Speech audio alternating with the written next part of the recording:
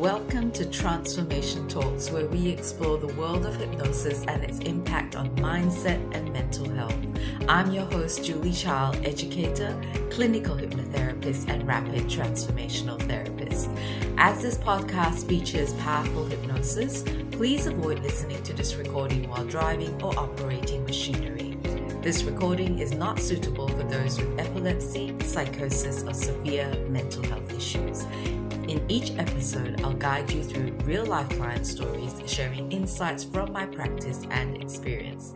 Whether you're curious about hypnosis or seeking personal growth, you're in the right place. So sit back, relax, and get ready to explore the potential of hypnosis for positive change. Let's get started.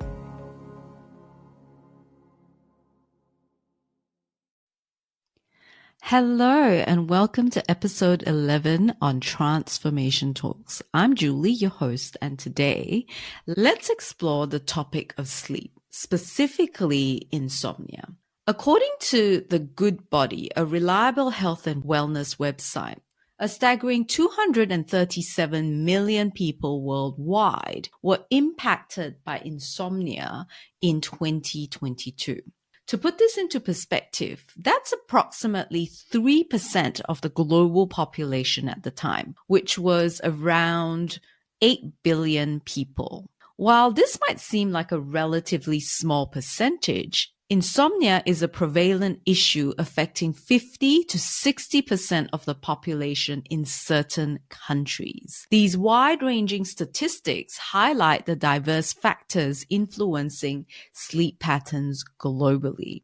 Adding to these insights, global insomnia statistics from 2022 to 2023 reveal that the phrase insomnia symptoms was Googled more in 2022 than any other year between 2017 and 2022, with predictions of a further increase by 2023. This widespread sleep disorder can be influenced by various factors, including lifestyle, stress, anxiety, depression, hormonal changes in women, menopause, and other underlying health conditions. But today, in this episode, I'm going to focus on giving you two real-life examples of how and why my clients struggled with insomnia for over 30 years of their lives. For privacy and confidentiality reasons, I'm going to refer to them as Client 1 and Client 2. So before we begin, I'd also like to warn you that Client 2's story may be a trigger for you if you grew up with an alcoholic and or abusive parents. So please listen with caution.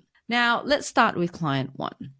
In a rapid transformational therapy session, when we explored the root cause of why client number 1 had been experiencing insomnia for over 30 years of her life, it was because as a young child, she couldn't understand why her parents had separated and why her father had left her and her mom all alone. That was the start of her insomnia. Several other incidences throughout this time, when she was only 7, perpetuated the insomnia she experienced well into her adulthood. As a child, she would use her nap time and bedtime to make sense of her family situation and to come up with solutions to try and fix it. But of course, a 7-year-old couldn't fix adult problems, and it was confusing to her as to what was going on. She felt helpless, hopeless, unwanted, sad, and angry. And because she had used this time to think and to try and fix situations in her childhood, it became a habit that prolonged into adulthood. Habits, after all, are neural pathways in the brain that become stronger when you do something repeatedly. It's the brain's way of making actions automatic. So no matter what client number 1 tried to do to fix the insomnia she was experiencing all those years, it wouldn't work because she had developed a habit of thinking before bedtime. And the insomnia was there to protect her from all the problems she experienced throughout her childhood and into her adult life. It became her way of controlling the outcomes of her life, a coping mechanism for feeling out of control as a child and later on in her life. Though the insomnia was unhelpful, it served a purpose for her at the time. So now that we've delved into the complex web of emotions and childhood experiences that contributed to client number one's prolonged struggle with insomnia, let's shift our focus to client number two, whose insomnia also started as a child around the age of 10. He never felt safe growing up. His father had a drinking problem and would get into fits of rage when he was drunk. He never felt safe going to bed at night because of all the commotion that was happening outside his bedroom. Then, one night when he was about 13, his father was so drunk that he entered my client's room while he was sleeping and started attacking him. You can now imagine how terrifying and distressing this was for my client. And so at the age of 13, my client developed this persistent fear that if he fell too soundly asleep at night, someone would attack him in his sleep.